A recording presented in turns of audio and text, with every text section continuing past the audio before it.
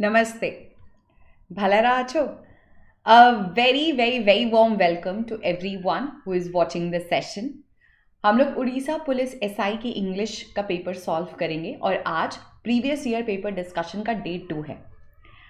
मेरा नाम यशी पांडे है and let us start with the previous year paper discussion of what was asked in Orissa police SI examination. आज की class बहुत special है. उसका सबसे इम्पॉर्टेंट रीज़न है कि आज की क्लास में हम लोग पैराग्राफ सॉल्व करेंगे. यस, आज की क्लास में रीडिंग कॉम्प्रिहेंशन भी होगा. जब भी कभी एसआई पुलिस के एग्जाम्स आते हैं हमेशा याद रखिएगा रीडिंग कॉम्प्रिहेंशन का वेटेज सबसे ज़्यादा होगा. ये 2 पैसेजेस भी हो सकते हैं एग्जाम्स में और ये अनसीन पैसेजेस होते हैं. This can be on any social issue. ये पैसेजेस किसी सोशल इशू को केटर कर सकते हैं. This passage can be based on environment. This passage can be finance based. मतलब किसी भी फॉर्मेट से आपके क्वेश्चंस पूछे जा सकते हैं. So let us start with today's passage now. क्योंकि आज आपकी फर्स्ट क्लास है, नॉर्मली पैसेज को पढ़ने का सबसे राइट तरीका पता है क्या है? वो ये है कि आप पहले खुद से पैसेज पढ़ो पूरा पेज, फिर आप उस पैसेज को समझकर यस लिख दीजिए. ठीक, जैसे एक पैराग्राफ पढ़ा आपने, फिर हम आपको वो पैसेज समझाएंगे. जब हम आपको समझाएंगे तो आप ये चेक करते हो कि जो मैंने समझा और जो मैम ने समझाया वो सेम है या नहीं, क्योंकि इसी को कहते हैं कॉम्प्रिहेंशन स्किल्स. पैसेज से आपको क्या समझ में आ रहा है, क्योंकि हमारा ओपिनियन मैटर नहीं करता. हमेशा किसका ओपिनियन मैटर करेगा? हमारे ऑथर का. तो जो भी अंडरस्टैंडिंग होती है, पॉजिटिव हो सकता है पैसेज, नेगेटिव हो सकता है पैसेज, किसी को क्रिटिसाइज करता हुआ पैसेज हो सकता है. जैसा भी पैसेज होगा वो कुछ भी आप अपने ऊपर लेके नहीं देखोगे. कई बार ऐसे मुद्दे भी आएंगे जो आपको पहले से पता है, जैसे कि we are talking about election somewhere, right? But आप उसमें अपने ओपिनियंस नहीं दे सकते. आपको किसके हिसाब से पैसेज का आंसर करना है? ऑथर के हिसाब से. क्लियर? तो जब पैसेज पढ़ना बिल्कुल ब्लैंक हो जाना, जैसे you don't know anything about the topic, and then read the passage. See what the author wants you to see. Okay, so let us start with today's session. This is day 2 of previous year paper discussion and this is our first passage. क्योंकि ये पहला passage है इसलिए इसको हम आपको समझाएंगे. एक चीज़ और आपको बता दें, ये बिल्कुल मत सोचिएगा कि पैसेज एक नॉर्मल पैसेज की तरह आएगा. आपको अच्छे खासे वोकैबुलरीज भी मिलेंगे, क्योंकि वोकैबुलरीज पे भी क्वेश्चन बनते हैं ना, तो इसमें अच्छी खासी वोकैबुलरी भी आती है. ओके, तो जब आप पैसेज को पढ़ोगे ना तो आपको वोकैबुलरी पे भी ध्यान देना है. आपका वोकैबुलरी स्ट्रॉन्ग होना चाहिए. Okay, so let us read the passage. अब एकदम टेंशन मत लेना, हम पैसेज पूरा खुद ही समझाएंगे पहले आप लोगों को, फिर हम आगे चलेंगे क्वेश्चन आंसर्स पर. Okay, let us start. Read the passage given below and answer the questions that follow. The cinema is the only art invented by science. Author क्या बोल रहा है कि सिनेमा एक आर्ट है ना? It is an only art that is invented by science. जो science को ने जिसको इन्वेंट किया. It was born and bred in the west. What do you understand by bred? Bred actual में ब्रीड का पास्ट फॉर्म है. I will write it here.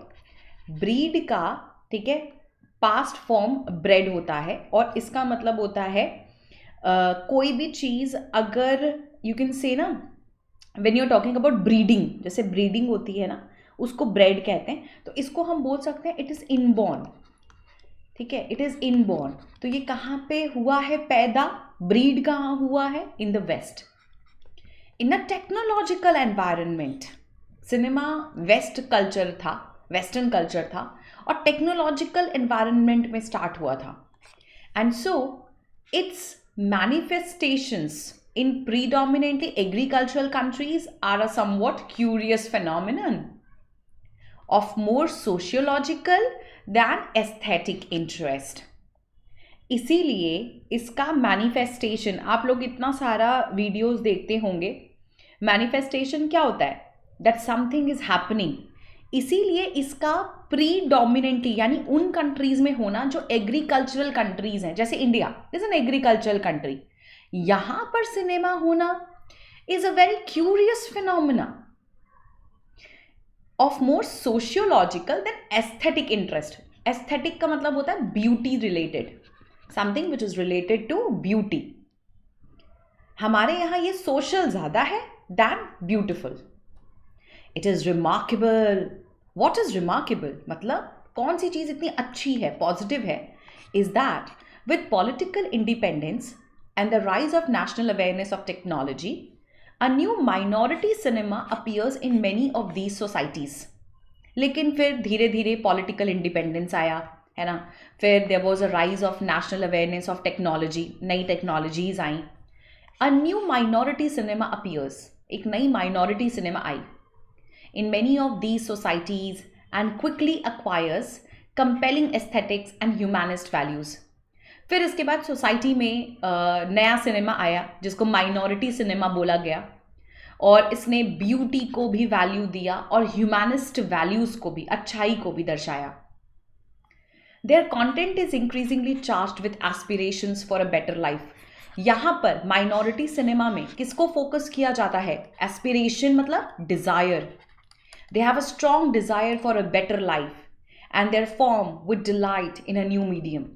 और वो इसको सिनेमा के माध्यम से दिखाते हैं कि देखो, वी वॉन्ट टू एस्पायर, है ना, we want to aspire for a better life. और ये किसका था? न्यू माइनॉरिटी सिनेमा का. Now I will give you 30 seconds to read the passage on your own. So everyone read.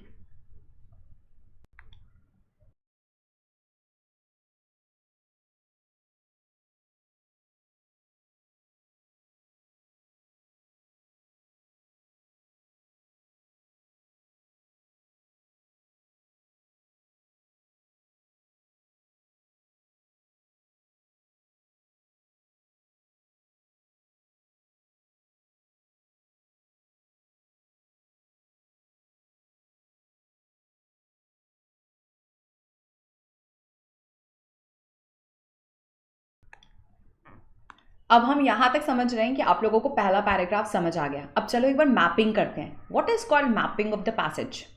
पहले आपने बोला cinema was invented by science. Where was it started? Breeding कहाँ हुई? वेस्टर्न कंट्रीज में, between technological environment.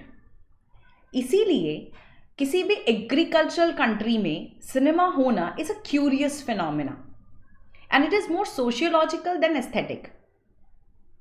फिर independence हुआ, awareness हुआ technology का, एंड माइनॉरिटी सिनेमा अपीयर्स. फिर आया माइनॉरिटी सिनेमा जो एस्थेटिक भी था और ह्यूमैनिस्ट भी था. इसके बाद what was it charging? It was charging aspirations, Dzire for a better life. Clear? Next paragraph. In many of these countries, television is limited in its spread and its creative abilities. ज़्यादातर ऐसी countries में, ये agricultural countries का बात हो रहा है, okay. Television is limited in its spread and creative ability, either by lack of resources, या तो ये लैक ऑफ रिसोर्सेज की वजह से होता है, या फिर by the constrictions of governmental ownership, और बोथ. या तो फिर यहाँ पर कई बार क्या होता है, it is limited in its spread. Television हर जगह नहीं पहुंच पाता. क्यों? क्रिएटिव एबिलिटी, है ना, और उनकी क्रिएटिव एबिलिटी नहीं चाहती बिकॉज लैक है रिसोर्सेज का, पैसे नहीं है. या फिर गवर्नमेंटल ओनरशिप बहुत है, गवर्नमेंट का बहुत ज्यादा दबदबा है. The cinema on the other hand, television पे तो गवर्नमेंट कंट्रोल कर सकती है, बट सिनेमा पे it reflects a more vital का मतलब होता है इंपॉर्टेंट.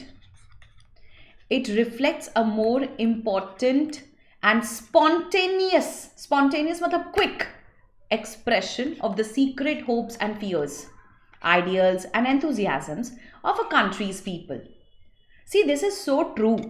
टेलीविजन मतलब मीडिया को तो आप कंट्रोल कर सकते हो गवर्नमेंट के द्वारा, या हो सकता है पैसा नहीं है तो चीज़ें नहीं पहुंच पा रही, बट मूवीज, सिनेमा तो बस एक्टर्स बना देते हैं, and it can be a spontaneous expression of hope, fear, ideals, enthusiasms of a countries people. जैसे कुछ सिनेमाज एकदम करंट सिचुएशन पर बनते हैं ना, ये उनके बारे में बोला जा रहा है कि on the other hand cinema is absolutely different. A small serious creative cinema grows alongside the larger one. एक small serious creative cinema है जो grow करता है alongside a larger cinema, more conventional product, and begins to engage the attention of a select national and international audience. और वो engage करता है attention of a very select मतलब selected national and international audience. Okay. Creative cinema की बात हो रही है. But nowhere is this more true than in India. लेकिन ये इंडिया से ज़्यादा और कहीं पर भी लागू नहीं होता. It is very true for India.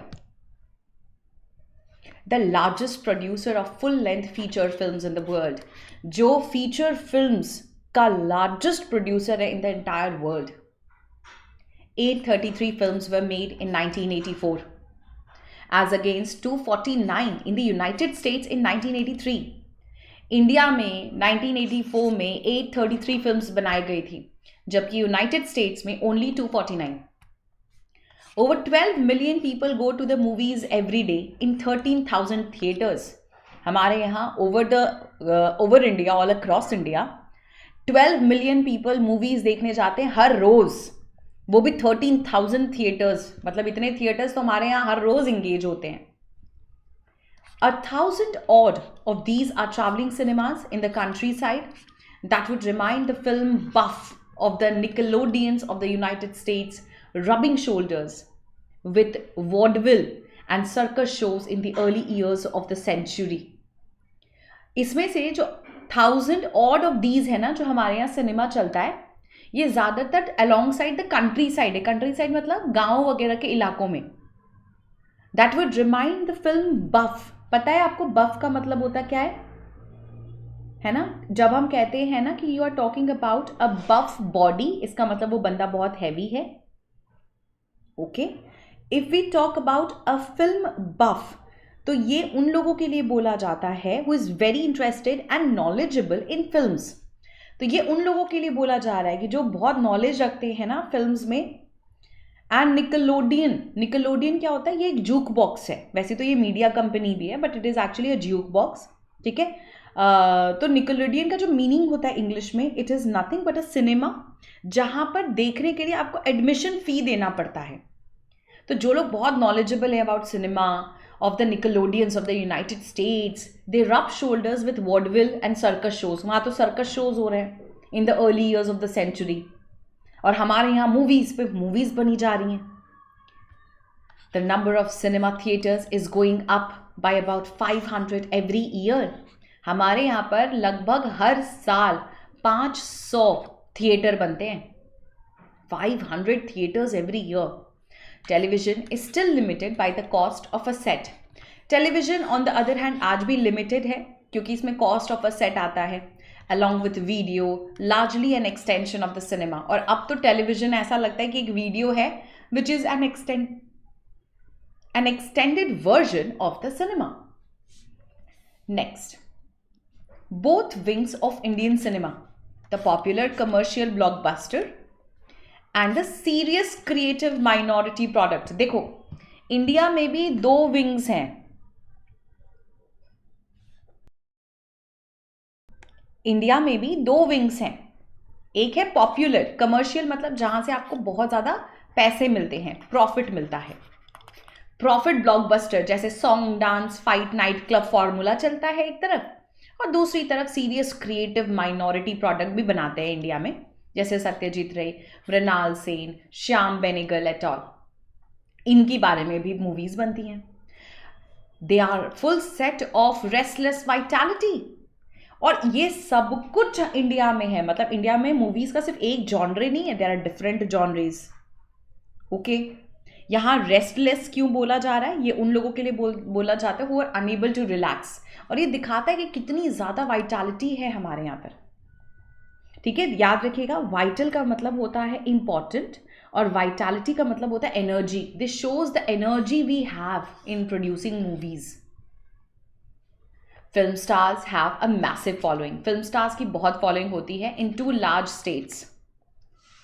They have been catapulted. Catapult होता क्या है? You must have seen catapult. आपने गुलेल खेली है? ऐसे करके टक करके मार देते हैं, दैट इज अ कैटापुल्ट. ऐसे नहीं करते, कट मार दिया. So yes, that is a catapult. They have been catapulted into political leadership. Important क्या है कि जो फिल्म स्टार्स होते हैं, जैसे Rajinikanth, Amitabh Bachchan, Jaya Bachchan, they all are into politics also, है ना. Kangana Ranaut, she has become a political leader. ये क्या बन जाते हैं बाद में सिनेमा से? They become chief ministers of their respective states. 3 others और आर मेंबर्स ऑफ पार्लियामेंट. उसमें से कुछ लोग पार्लियामेंट के मेंबर्स हैं. And 2 leading stars have given notice of their political intentions. और कुछ लीडिंग स्टार्स ने तो ये भी बोल दिया है कि उनको भी पॉलिटिक्स में आने का मन है.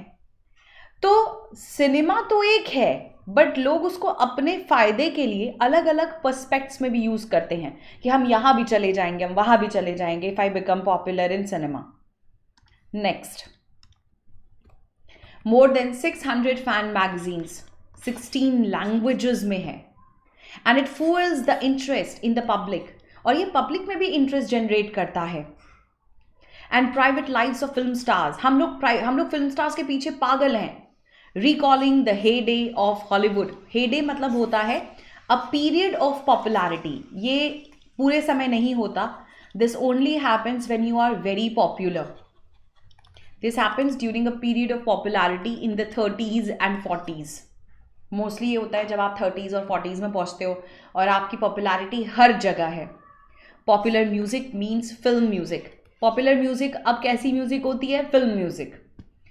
इन द मेन स्टे मतलब in the central mainstay मतलब the most important, the core of the record industry and supports the popularity of government owned radio and television.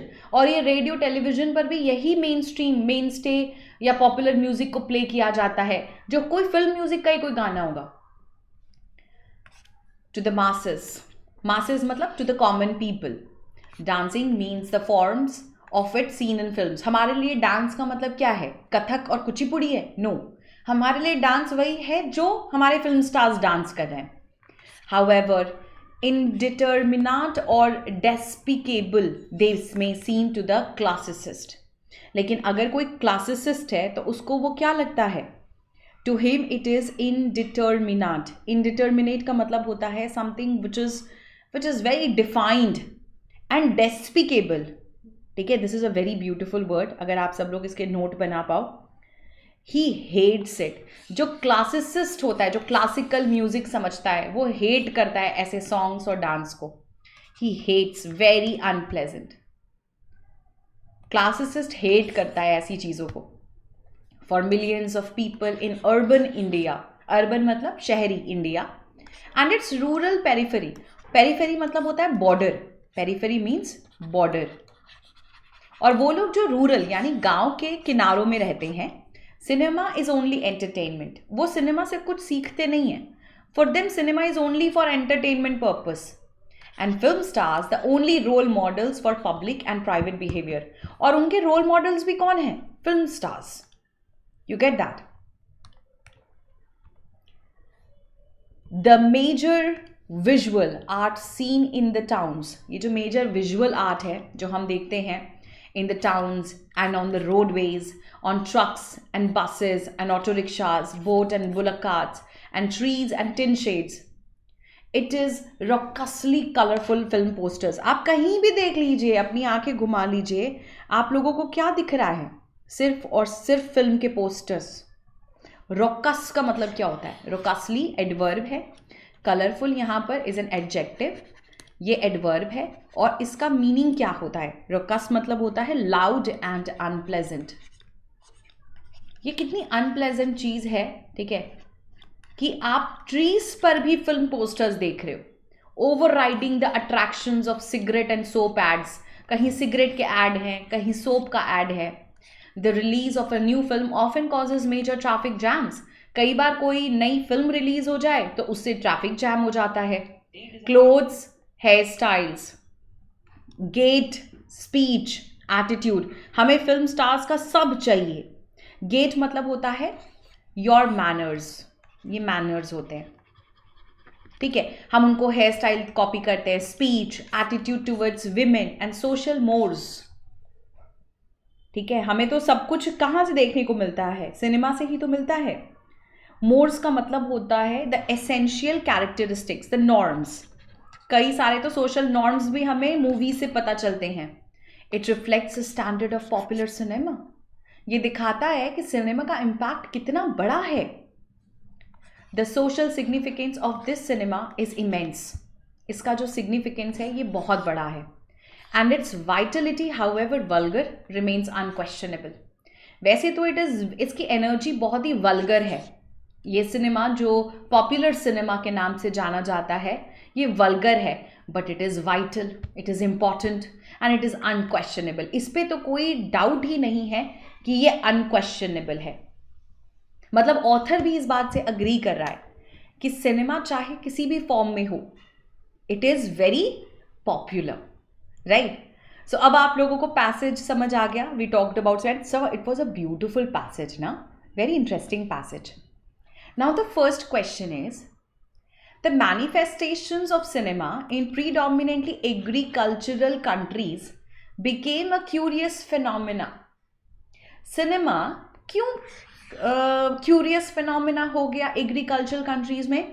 Because of dash interest. Because of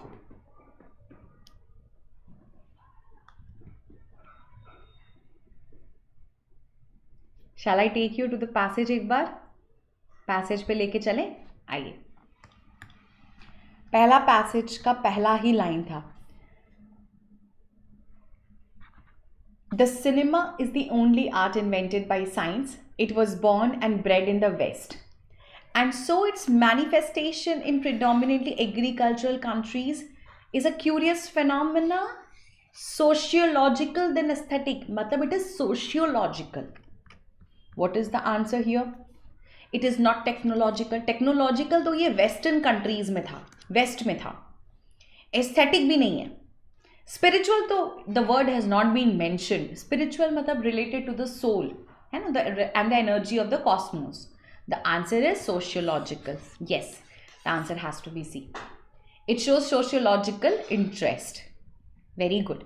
number 2, what according to the author limits the spread of television in agricultural countries? Agricultural countries में television का spread क्यों रुक जाता है?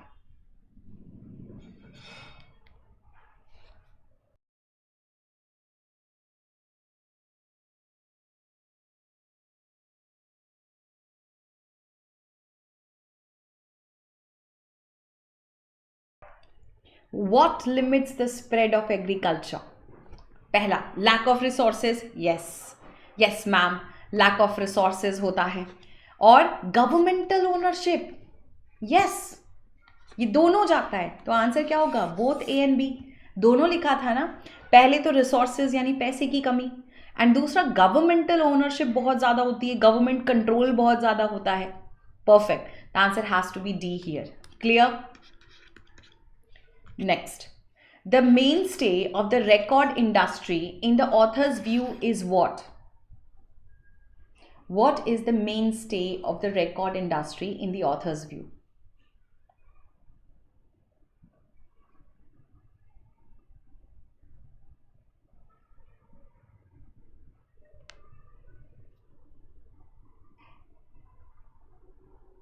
चलिए, आप लोग अगर कंफ्यूज हो गए हैं तो यहाँ आ जाइए। याद है आप लोगों को हमने क्या बोला? फिर एक तरफ आपने बात करी थी, एक सेकेंड, आपने एक तरफ बात करी थी माइनॉरिटी सिनेमा की, है ना।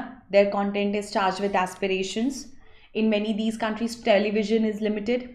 Cinema, on the other hand, reflects a vital and spontaneous expression. A small, serious, creative cinema grows alongside the larger one, है ना, जहाँ पे ये डील कर रहा है नेशनल और इंटरनेशनल ऑडियंस से। India is the largest producer, full length feature film का प्रोड्यूसर है, more than United States also. Then we have is going up by this television is still limited to the cost of video, ये वाला word कहाँ था?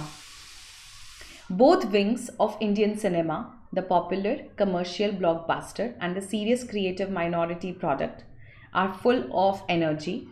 Film stars have massive followings, more than 600 magazines of the record industry. It is popular music, yani film music is the mainstay of the record industry and supports the popularity of government owned radio and television.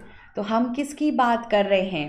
We are talking about film music और popular music, हम इन दोनों की बात कर रहे हैं.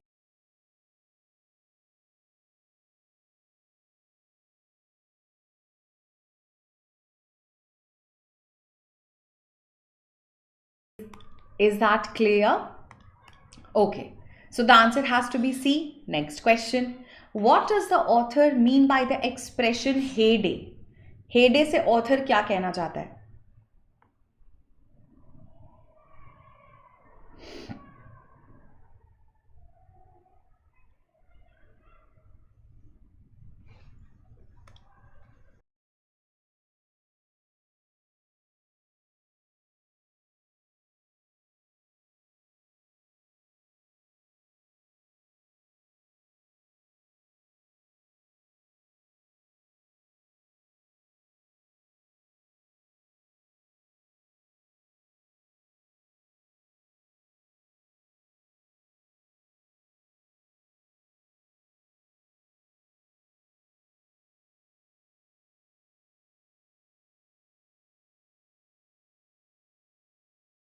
क्या बोला गया था? मैंने क्या बोला था? हेडे कौन सा पीरियड था?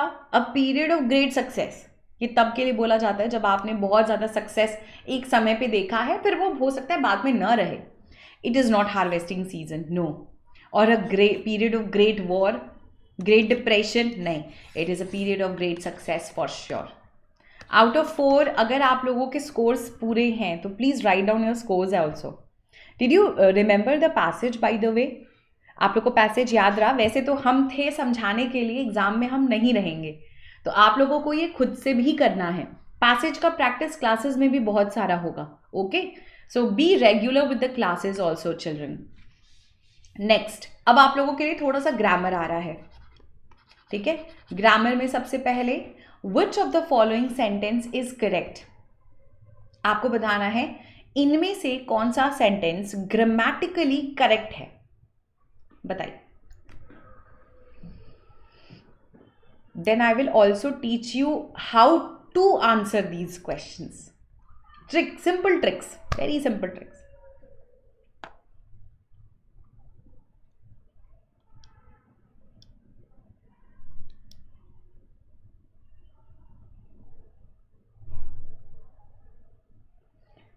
आपने ट्राई कर लिया अपने एंड से. अब आइए हम सिखाते हैं आपको एक चीज़, बहुत इंपॉर्टेंट कॉन्सेप्ट समझना. आपने बोला mister Das is a friend of my father's. ठीक है, mister Das is a friend of my father, mister Das is a friend of mine father and mister Das is the friend of my father's. अब इसके लिए पहले आपको इस क्वेश्चन में बहुत सारी चीज समझनी है. क्या? मिस्टर दास किसके फ्रेंड है? पापा के, मेरे पापा के. इंग्लिश में प्रोनाउंस होते हैं. ठीक है, इन प्रोनाउंस में 7 केसेस होते हैं. ठीक है, there are 3 cases of pronoun and 7 forms.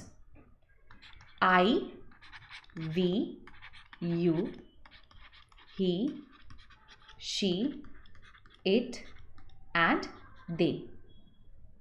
दे नहीं लिखा रहा. Okay, wait just a second. The pronouns are I, we, you, he, she, it और they. इसको हम बोलते हैं possessive pronouns. अरे, इसको हम बोलते हैं आप लोगों का subjective pronouns. ये subject की तरह यूज होता है. अब ऑब्जेक्ट कैसे बनेगा? I का क्या बन जाएगा? आई हो जाएगा मी, वी हो जाएगा अस, यू कोई चेंज होता है? यू में कोई चेंज नहीं होता। यू का सब्जेक्ट ऑब्जेक्ट दोनों सेम होता है। ही बन जाएगा हिम, शी बन जाएगी हर, इट बन जाएगा इट। इट और यू में कोई चेंज नहीं होता। दे बन जाएगा देम। ये क्या है? ये इसी का ऑब्जेक्टिव केस है। इसके बाद आता है possessive pronoun and possessive adjective. Now there is a difference between possessive pronoun and possessive adjective. वो डिफरेंस कैसे आइडेंटिफाई होगा? मी का क्या हो जाएगा प्रोनाउन? माइन। अस का क्या हो जाएगा? आवर्स, एस लग जाता है। यू का क्या हो जाएगा? योर्स। हिम का क्या हो जाएगा? हिज। हर का क्या हो जाएगा? हर्स। इट का क्या हो जाएगा? खैर इट का कोई पजेसिव प्रोनाउन नहीं होता। दे का क्या हो जाएगा? देयर्स। ठीक है, अब आता है पजेसिव एडजेक्टिव। वैसे कई जगहों पे आपको इट्स देखने को मिलता है, पर ठीक है। अब आता है possessive adjective. What is the difference between possessive pronoun and possessive adjective ma'am? Adjective कौन सा वर्ड होता है? A word that qualifies a noun, yes और नो, है ना? अब देखो ट्रिक। पजेसिव एडजेक्टिव है माई, मेरा, आवर, योर। हिज तो हिज ही रहेगा, हर हर ही रहेगा, ठीक है, और देयर। ये होते हैं पजेसिव एडजेक्टिव। जैसे सिंपल सा question, she is my teacher, is it right और is it wrong? It is absolutely right. Why? क्योंकि टीचर नाउन है और माई यहां एडजेक्टिव है। किसकी टीचर? मेरी टीचर। क्या बोला आपने? She is my teacher. Okay, लेकिन अगर क्वेश्चन होता she is a teacher of mine, तो क्या ये क्वेश्चन गलत हो जाता? नो, दिस क्वेश्चन वो statement was also correct. She is a teacher of mine, वो मेरी ही टीचर हैं। लेकिन यहां देखो टीचर नाउन इधर है और आप किसके बारे में बात कर रहे हो? Of mine. ये है पजेसिव प्रोनाउन।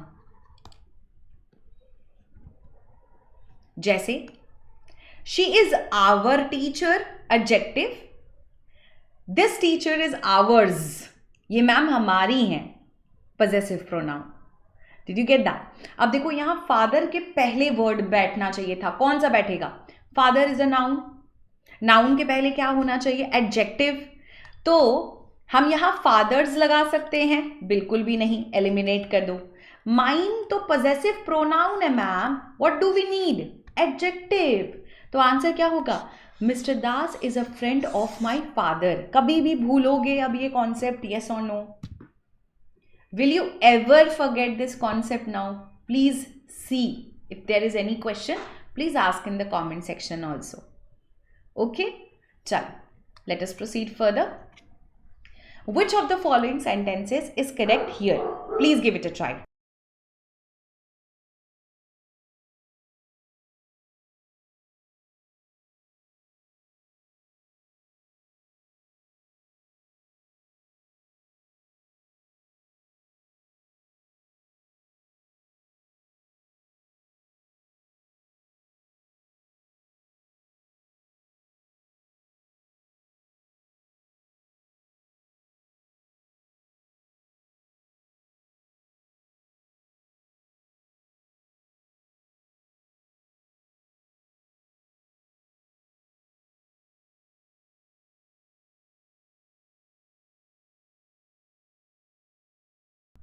आप लोगों ने ट्राई कर लिया।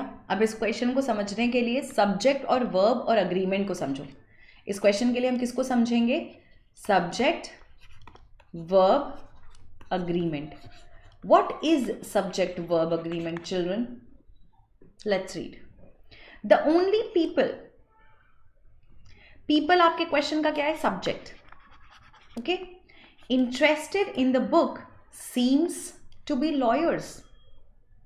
अब आपके क्वेश्चन का सब्जेक्ट को वर्ब दिख गया यहां पर पहले वाला, यहां लिखा है सीम्स टू बी लॉयर्स। अब लॉयर्स प्लूरल है ना, तो वर्ब भी प्लूरल होना चाहिए।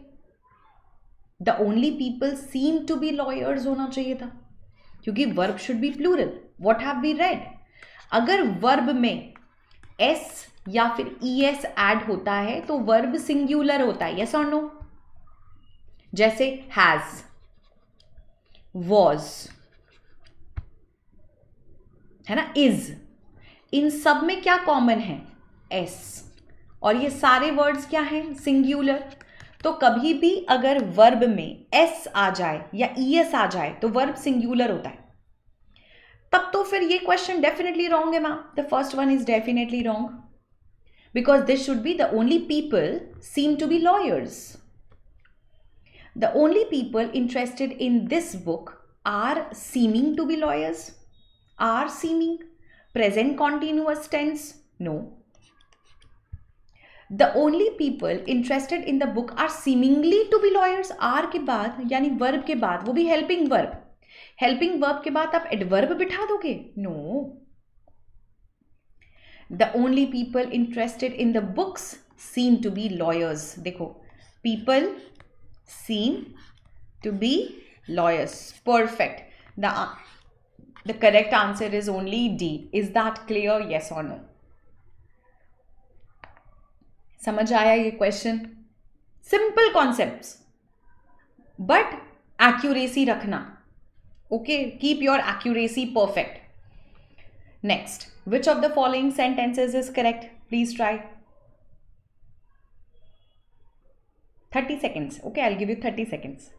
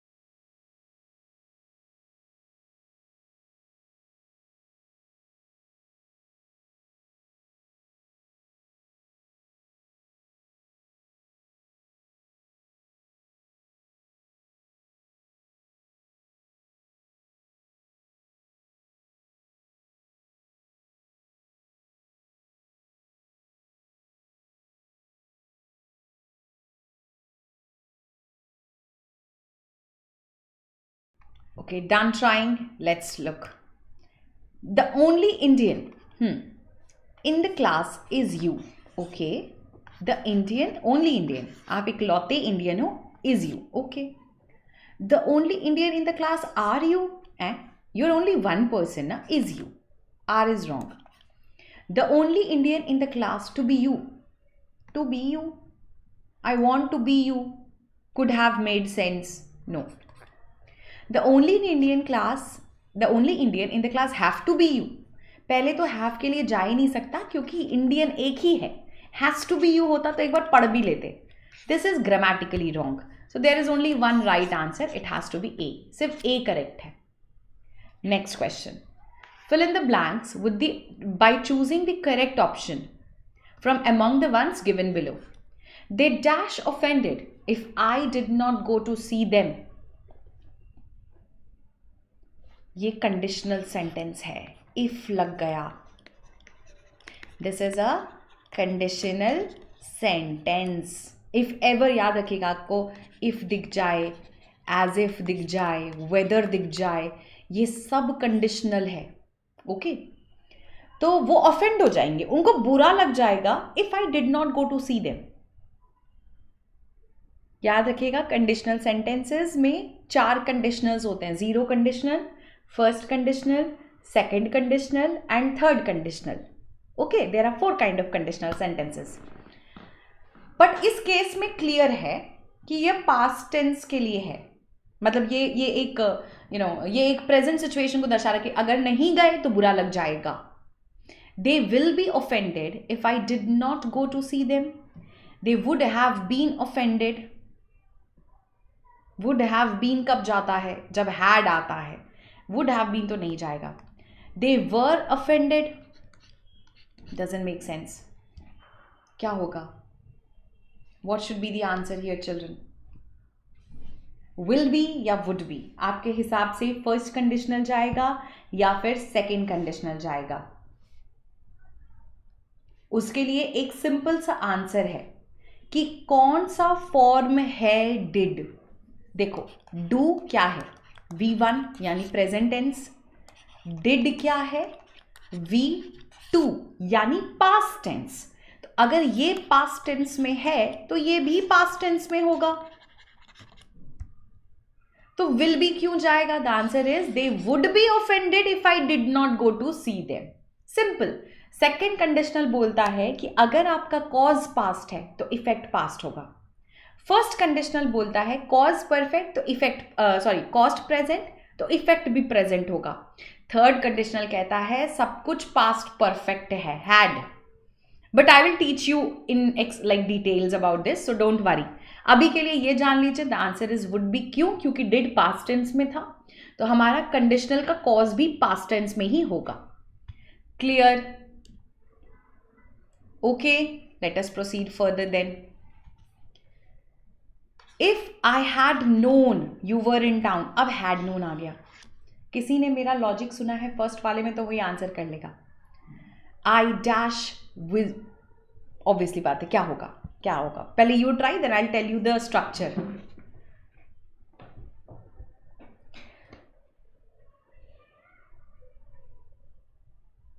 आपने अपने मन में आंसर सोच लिया? अब आओ, this is the rule for third conditional. Third conditional को दो तरीके से लिखा जाता है। क्या होता है? पहला कंडीशनल, इफ के बाद अगर सब्जेक्ट है के साथ हैड है के साथ V3 है तो कॉन्सिक्वेंस हमेशा होता है would have plus V3। Okay, एक और तरीका है इसको लिखने का। हैड से सेंटेंस स्टार्ट होगा, रूल ऑफ इन्वर्जन, फिर सब्जेक्ट आएगा, फिर वर्ब का थर्ड फॉर्म होगा, उसके साथ का भी कॉन्सिक्वेंस सेम है, वो भी होगा would have plus V3। If I had known you were in town, I would have visited you. Would have दोनों केसेस में कॉमन है। देखो इफ है, सब्जेक्ट है, सब्जेक्ट के बाद हैड है, हैड के बाद V3 है। देखो I would have होना चाहिए था। This is how third conditionals can be made. इसको लिखने के दो तरीके हैं। या तो फिर ये सेंटेंस होता had I known you were in town, I would have visited you, वो भी राइट था। Had I known you were in town I would have visited you, even this would have made this sentence correct. But answer होगा would have been के साथ तो visiting जाता, wrong. Could visit, would visit, दोनों नहीं जा सकता। ठीक है? Is that clear? I want your scores children, I want your scores out of 9। Number 10, we met a lot of friends dash we were on holiday।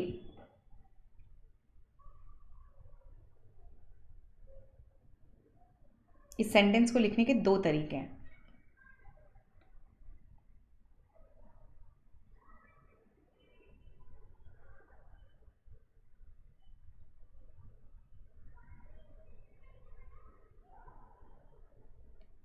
Answers आ गए?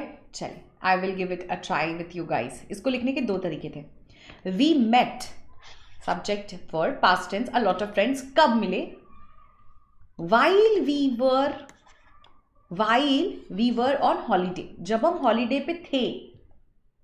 तो आप में से बहुत सारे स्टूडेंट्स को ड्यूरिंग भी लग रहा होगा, हो सकता था। कब? जब हम बोलते we met a lot of friends during our holiday, during our holiday. अगर ये सेंटेंस में वी वर दोबारा आया है तो इसका मतलब हमेशा वाइल आएगा। While I was teaching you were dancing. जब भी कभी सब्जेक्ट वर्ब दो बार आते हैं तो वो सब स्पॉन्टेनियस एक्शंस को शो कर रहे होते हैं, यानी actions that are happening at the same time. तो while I was teaching you were dancing, हम पढ़ा रहे हैं तुम डांस कर रहे हो, तो यहां पर वाइल आएगा क्योंकि यहां पे सब्जेक्ट वर्ब अलग अलग हैं। अगर बोला जाता ड्यूरिंग आवर हॉलीडेज में थे and we made a lot of friends there, तब वहाँ ड्यूरिंग जाता. That means during our trip we made a lot of friends. This would have been the sense of the question. Is that clear? Now, I want your scores out of 10. Now, tell me how was the session? थोड़ा confidence आया? देखो, grammar जहाँ तक है, grammar is all about practice. आपको topic wise practice करना होगा, आपका ग्रामर इंप्रूव होगा. कुछ भी बताओ ऐसा है जो रूल के बाहर है? नहीं. मतलब थोड़ा सा रूल अगर हम रोज प्रैक्टिस करें तो ग्रामर हो जाएगा. रीडिंग कॉम्प्रिहेंशन के लिए एडिटोरियल्स पढ़िए, जितना हो सकता है एडिटोरियल्स पढ़िए. Editorials are must for your overall understanding of English grammar. Okay, अगर सेशन पसंद आए तो ज़रूर बताइएगा आगे सेशंस आपको किसके चाहिए. I will be starting topic wise classes very soon for vocabulary, for grammar and for reading comprehension also. That's all for today. Stay blessed, keep learning and keep practicing. Bye bye.